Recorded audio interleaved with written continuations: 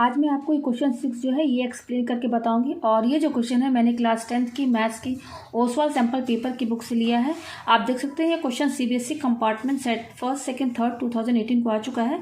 और ये क्वेश्चन जो है कोऑर्डिनेट ज्योमेट्री से लिया गया है। क्वेश्चन क्या कह रहा है, if coordinates of the two adjacent vertices of a parallelogram are 3, 2, 1, 0 and diagonals bisect each other at 2, -5 find coordinates of the other two vertices. यहाँ पर जो शेप है वो क्या है, पैरेललोग्राम है, ठीक है ना। तो क्या बोल रहा है कि coordinates of two adjacent vertices of parallelogram. तो सबसे पहले मैं एक पैरेललोग्राम बनाती हूँ, उसके बाद मैं डायग्राम की हेल्प से आपको समझाऊंगी, ठीक है। तो पैरेललोग्राम क्या होता है, प्रॉपर्टी क्या होती है पैरेललोग्राम की, कि उसके अपोजिट साइड जो होते हैं पैरेलल होते हैं, ठीक है।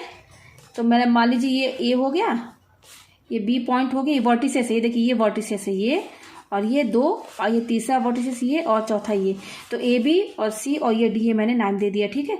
ये मेरा पैरेललोग्राम है। पैरेललोग्राम की प्रॉपर्टी क्या होती है, अपोजिट साइड पैरेलल्स होते हैं। ये साइड डीसी के पैरेलल, डीसी के अपोजिट क्या है, ए बी। तो ये साइड और ये साइड आपस में पैरेलल रहते हैं, यानी कि A B parallel D C और A D parallel B C, ठीक है ना, A D parallel B C. तो ये डायग्राम इसी हिसाब से बनेगा, ठीक है। जो प्रॉपर्टी होगी कि ये साइड आपस में पैरेलल होना चाहिए और ये साइड ये आपस में पैरेलल होना चाहिए। तो ये पैरेललोग्राम बन गया। अब देखिए यहाँ पे क्या बोला, डायगोनल की भी बात हो रही है, यहाँ पर देखिए डायगोनल का भी बात हो रहा है। तो डायगोनल क्या होगा, डायगोनल भी ज्वाइन कर लीजिए। यहाँ पर आप पैरेललोग्राम बना लीजिए, फिर डायगोनल भी बना लीजिए। डायगोनल कैसे बनेगा, ये बी और डी ज्वाइन कीजिए और ए और सी, ये डायगोनल होंगे। दो डायगोनल है इसमें, ठीक है ना। डायगोनल आप देख रहे हैं ना, एक डायगोनल हो गया बी डी, दूसरा हो गया ए सी। तो मैं लिख देती हूँ B D and A C, B D and A C are diagonals, ठीक है। डायगोनल्स क्यों बनाया, क्योंकि क्वेश्चन में ही बोल रहा है डायगोनल, ठीक है।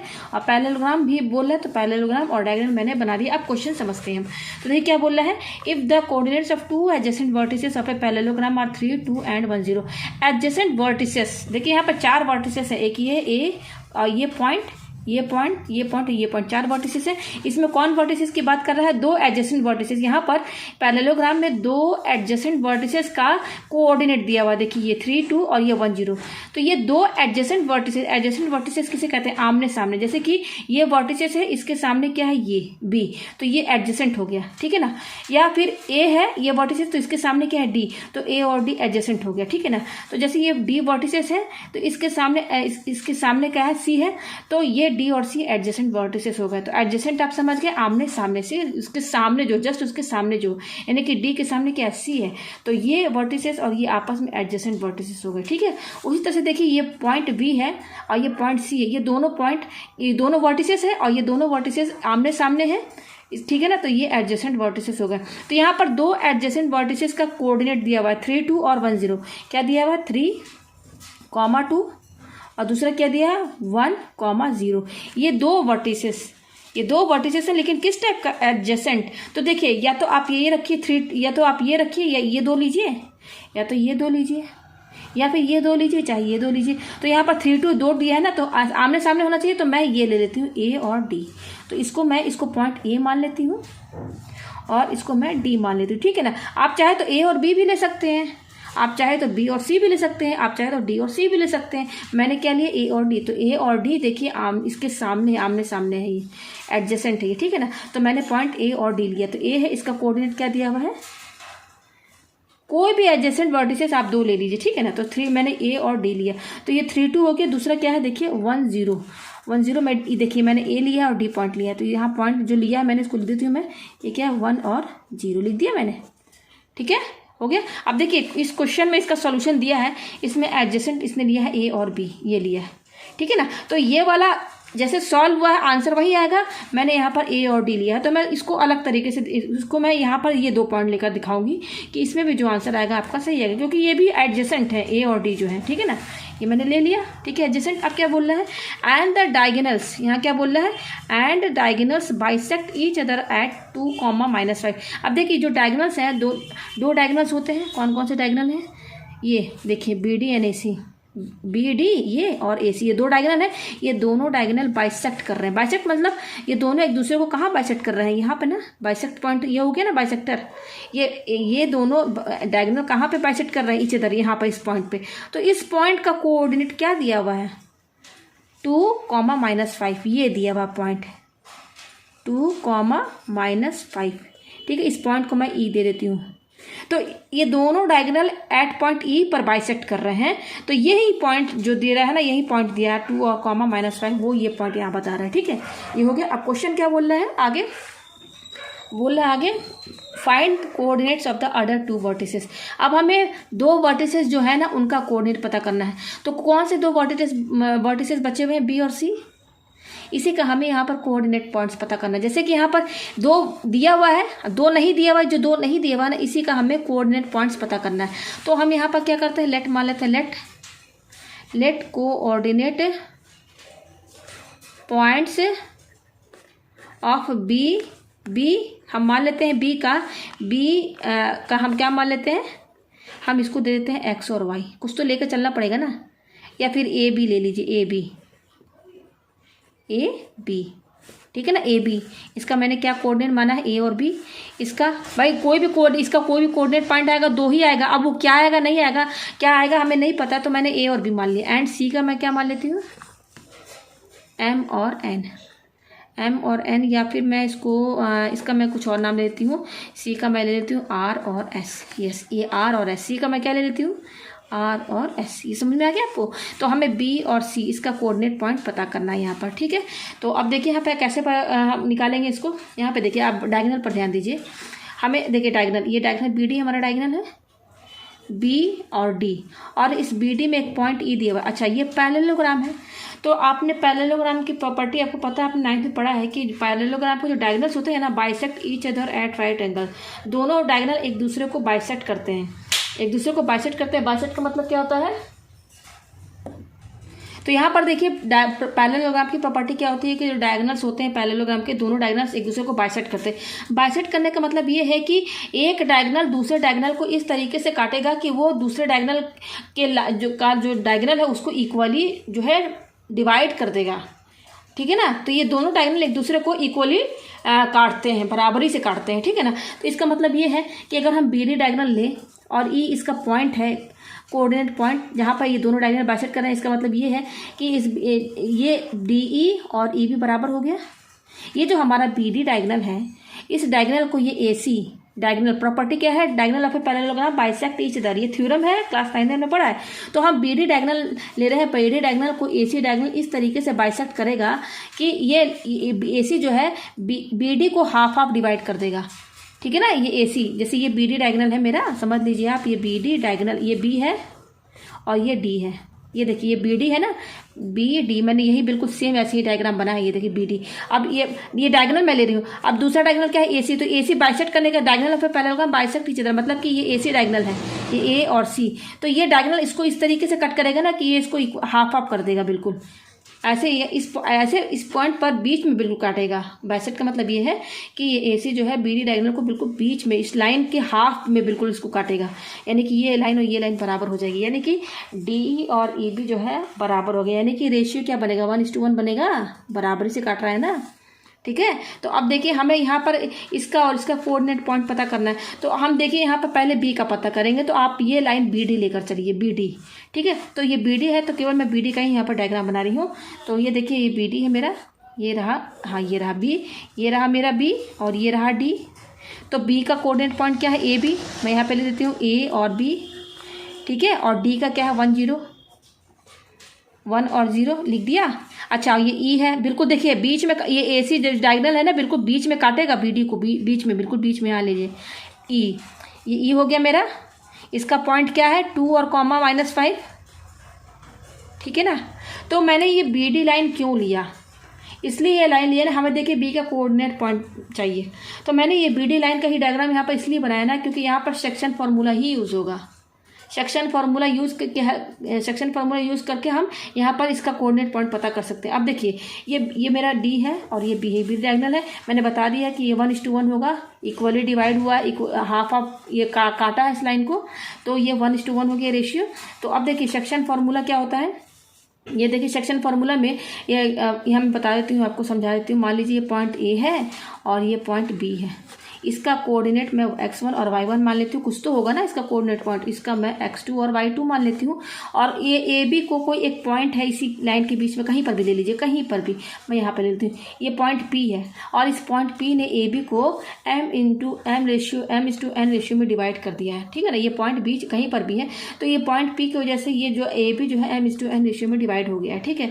तो सेक्शन फॉर्मूला में इस पॉइंट P का हम कोऑर्डिनेट निकाल सकते हैं। तो हम यहाँ पर P का कोऑर्डिनेट मान लेते हैं x और y। तो इस पॉइंट का कोऑर्डिनेट निकालते कैसे हैं, x = m(x2 + n(x1) upon m + n।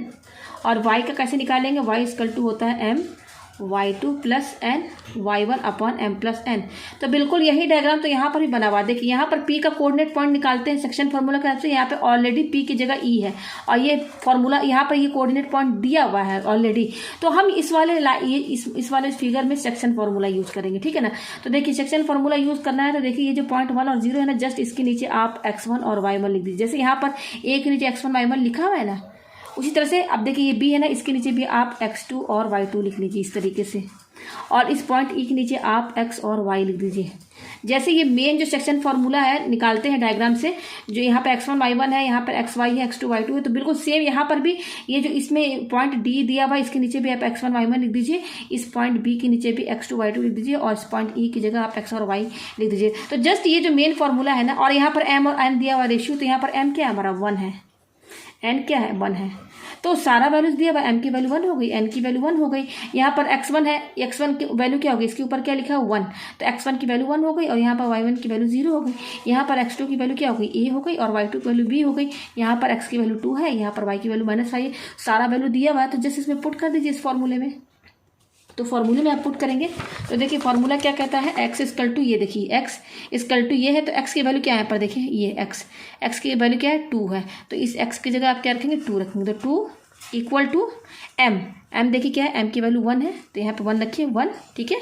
फिर क्या है x2, क्या है x2 है, तो x2 कितना है, यहाँ पे देखिए ये x2 है, ये x2 है, x2 के ऊपर a लिखा हुआ है तो यहाँ पे 1 × a लिखिए, इनके बीच में इंटू का साइन। फिर क्या है प्लस है तो यहाँ पे आप प्लस लिखिए, प्लस लिख दिया। अब ये क्या है n है आपका, n की वैल्यू क्या है, n 1 के बराबर है, n की वैल्यू क्या है 1 है तो यहाँ 1 लिखिए, इंटू ये क्या है x1, तो x1 क्या है यहाँ पर देखिए ये x1 है, x1 के ऊपर क्या लिखा है 1, तो x1 की वैल्यू 1 हो गई अपॉन ये क्या है m + n, तो m 1 है, n भी 1 है, तो 1 + 1 ये हो गया, ठीक है। अब यहाँ से देखिए a की वैल्यू में मिल जाएगी तो ये हो जाएगा 2 = ये हो जाएगा a × 1 a हो जाएगा, प्लस और 1 × 1 1 हो जाएगा अपॉन ये 2 हो जाएगा, ठीक है। इसको 2/1 कर लीजिए आप, अब क्रॉस मल्टीप्लाई कीजिए, ठीक है। तो ये इससे इंटू होगा, ये इससे इंटू होगा, तो 2 को 2 से इंटू करेंगे तो 4 हो जाएगा = और 1 को इससे इंटू करेंगे तो ये इतना ही रहेगा, ये +1। तो यहाँ से a की वैल्यू क्या मिलेगी, ये 1 इधर लेकर आइए तो ये 4 - 1 हो जाएगा, तो a की वैल्यू क्या आ गई 3 आ गई, a की वैल्यू 3 आ गई, ठीक है। अब उसी तरह से देखिए यहाँ पर वैल्यू पुट कीजिए y, तो y की वैल्यू कितनी दी हुई देखिए, इस y के ऊपर क्या लिखा हुआ है, इस y के ऊपर -5 लिखा हुआ है, तो y की वैल्यू क्या हो गई -5, तो यहाँ पर -5 लिखिए = अब ये देखिए my2, तो m की वैल्यू क्या है, m की वैल्यू 1 है, यहाँ पे देखिए m की वैल्यू 1 है। फिर क्या है y2, तो y2 की वैल्यू क्या है देखिए ये y2, इसके ऊपर क्या लिखा हुआ b, तो y2 की वैल्यू b हो गई, तो इनके बीच में इंटू का साइन तो b लगाई, फिर प्लस लगा दी। फिर क्या है ny1, तो n क्या है देखिए n के ऊपर 1 है तो यहाँ 1 लिखिए, इंटू ये क्या है y1, तो y1 की वैल्यू क्या होगी देखिए ये y1 है और y1 के ऊपर 0 लिखा हुआ, तो y1 की वैल्यू 0 हो गई, इंटू 0 अपॉन फिर क्या है m + n, यानी m की वैल्यू 1 है, n की वैल्यू भी 1 है, तो 1 + 1 हो गया। इसको सॉल्व कीजिए, ये क्या हो जाएगा -5, ये क्या है -5 = ये b × 1 b हो जाएगा, प्लस और 1 0 तो 0 हो जाएगा अपॉन, और ये क्या हो जाएगा 2 हो जाएगा यहाँ पर, ठीक है। तो ये क्या हो जाएगा -5 = b अपॉन 2, ठीक है। इसको अपॉन 1 कर लीजिए, अब कीजिए क्रॉस मल्टीप्लिकेशन, तो b को 1 से इंटू करेंगे तो क्या आएगा b आएगा, = 2 को इससे इंटू करेंगे 5 से, 2 5 10, और क्योंकि निगेटिव साइन लगा है तो -10, तो b की वैल्यू -10 आ गई। तो हमने यहाँ पर b का कोऑर्डिनेट पॉइंट क्या माना था, ये देखिए a और b का कोऑर्डिनेट पॉइंट क्या माना था a और b, और हमारा वैल्यू क्या आया है a का वैल्यू 3 आया है और b का वैल्यू -10, तो ये निकल गया ना हमारा। हमें दो वर्टिसेस का निकालना था ना कोऑर्डिनेट, तो ये b का निकल गया, ये देखिए निकल गया। अब उसी तरह से हमें c का निकालना है, तो c का निकालना है तो अब हम AC लाइन लेकर चलेंगे। पहले हम क्या लाइन लेकर चले थे, BD, ये देखिए b और d, तो इस लाइन में हमने सेक्शन फार्मूला यूज़ किया था। अब उसी तरह से हमको c का निकालना है तो हम AC लाइन लेकर चलेंगे और इसमें सेक्शन फार्मूला लगाएंगे। तो जस्ट AC का आप लाइन बनाइए, यहाँ पर a लिखिए और यहाँ पे सी लिखिए। अब यहाँ पे ध्यान दीजिए आप, ये देखिए ए का कोऑर्डिनेट क्या है 3 और 2, तो यहाँ 3 2 लिखिए, 3 2, ठीक है। और ये सी का क्या है, सी का आर और एस है, तो आर और एस लिख दिया। अच्छा ये देखिए अब ए सी डायगनल है, अब ए सी डायगनल को बी डी डायगनल भी बिल्कुल हाफ हाफ काटेगा, ठीक है ना। तो ये ए सी के बीच में, ए सी लाइन के बिल्कुल बीच में क्या है, ई लिखा हुआ है, तो इसके बीच में बिल्कुल लिखिए ई पॉइंट। तो ई का भी पॉइंट वही रहेगा 2, -5, ये लिख दिया। अच्छा ये भी इक्वली डिवाइड कर रहा है, ये बी डी डायगनल ए सी को बाइसेक्ट कर रहा है, तो ये भी इक्वल होकर हाफ हाफ हो जाएगा, यानी कि 1:1 रेशियो होगा, हो गया, ठीक है। तो यहाँ पर अब सेक्शन फार्मूला ही यूज़ होगा, जस्ट यही फार्मूला यूज होगा। तो ये फार्मूला यूज़ करना है, तो ये सब की वैल्यू कैसे आएगी, एक्स वाई एम एक्स 2, ये सब वैल्यू कहाँ से आएगा, तो इसको कैसे पता करेंगे। ये जो पॉइंट ए लिखा हुआ ना, इसके नीचे आप x1 और y1 लिख दीजिए, और ये हमारा m है और ये हमारा n है, ठीक है। m की वैल्यू 1, n की वैल्यू 1, और इसके नीचे आप xy लिख दीजिए, और इसके नीचे आप x2 और y2 लिख दीजिए, ठीक है। तो अब जस्ट वही फॉर्मूला लगेगा। यहाँ पर देखिए ये क्या है हमारा, x = mx2, ठीक है ना। तो यहाँ पर देखिए मैं यहाँ लिख देती हूँ, ये क्या है x, तो x = लिखा हुआ है, तो यहाँ पर देखिए फॉर्मूला वही लगेगा। यहाँ पर ये देखिए x है, तो x की वैल्यू क्या है, देखिए x के ऊपर 2 लिखा हुआ है, तो x की वैल्यू 2 हो गई, = m की वैल्यू क्या है 1 × x2 कैसे निकलेगा, ये देखिए x2 है, इसके ऊपर क्या लिखा हुआ r, तो x2 की वैल्यू r हो गई। फिर क्या है प्लस, तो यहाँ प्लस लगाइए, ये क्या है n के ऊपर क्या है, देखिए n के ऊपर 1 है, तो 1 लिखिए इंटू, और x1 देखिए x1 के ऊपर क्या लिखा हुआ 3 हो गया, अपॉन, फिर नीचे क्या है m + n, तो m क्या है 1 और n भी 1 है, तो 1 + 1 कर दीजिए। तो इसको चलिए सॉल्व कीजिए, तो ये क्या हो जाएगा r × 1 r हो जाएगा, प्लस 3 × 1 = 3 अपॉन, और 1 + 1 2 हो जाएगा। तो हमारे पास क्या है 2 = r + 3 अपॉन 2, इसको अपॉन 1 कर लीजिए, क्रॉस मल्टीप्लाई कीजिए, ये सेम 2 होगा, ये से, तो 2 × 2 = 4, और = 1 को सेम 2 करोगे तो ये इतना ही आएगा। तो यहाँ से r की वैल्यू क्या निकलेगी, ये 3 इधर लेकर जाइए, तो ये +3 इधर जाएगा, तो क्या हो जाएगा -3 हो जाएगा, तो यहाँ से r की वैल्यू 1 आ गई। तो देखिए r की वैल्यू 1 आ गई।